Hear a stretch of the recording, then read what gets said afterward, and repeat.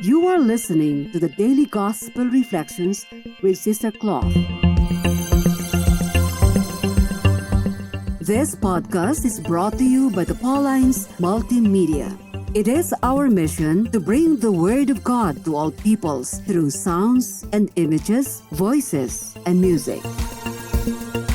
Come and join us as we share with you a thought a day.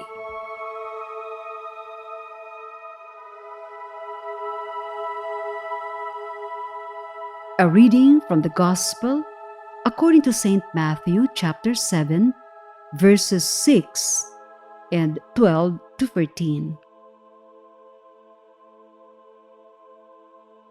Jesus said to his disciples, "Do not give what is holy to dogs, or throw your pearls before swine, lest they trample them underfoot and turn and tear you to pieces. Do to others whatever you would have them do to you. This is the law and the prophets. Enter through the narrow gate, for the gate is wide and the road broad that leads to destruction, and those who enter through it are many. How narrow the gate and constricted the road that leads to life, and those who find it are few." Let us bless the Lord for another gift of life. We have too much to ponder today.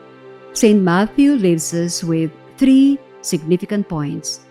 The first is respect for holy things. Very briefly, when Jesus said, "Do not give what is holy to dogs, or throw your pearls before swine," I am inclined to think of the precious things God has entrusted to us, like the Holy Scriptures full of His promises. Do we find time to read the Bible and meditate on the Word of God? Then we have the sacraments. How often do we approach the sacrament of reconciliation or confession? Are we faithful to our Sunday obligation? We also have places of worship. How often do we visit Jesus in the Blessed Sacrament? These are the many opportunities to know and love God more and become better persons. But how much do we value them? They are our treasures. Do we take them for granted and continue to live our lives as if they don't exist? The second is the Golden Rule. The reading says, "In everything, do to others as you would have them do to you."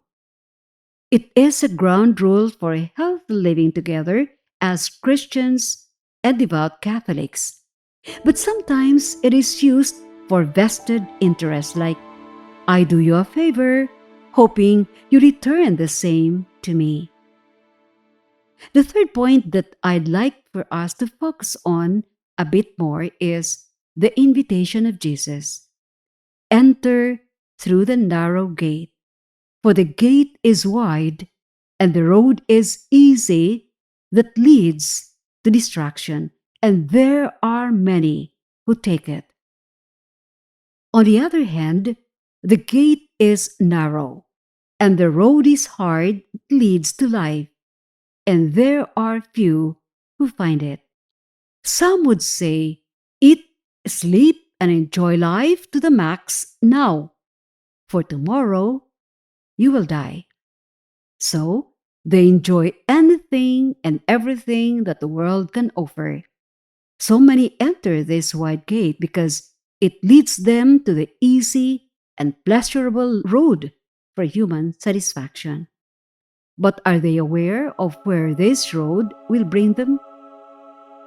Instead, Jesus invites us to enter through the narrow gate, where life awaits us and is complex, demanding, and challenging. But He can make it easy for us if we journey with Him, which requires carrying the cross.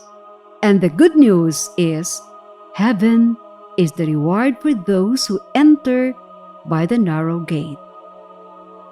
What would be our response if Jesus posed the question to us now? To which gate will you enter? The wide or the narrow gate? Let us think about this. Be with us again tomorrow as we share with you a thought a day. Meanwhile, you can follow us and listen to other Apple and Google podcasts on Spotify, produced by Paulines Multimedia. Have a good day.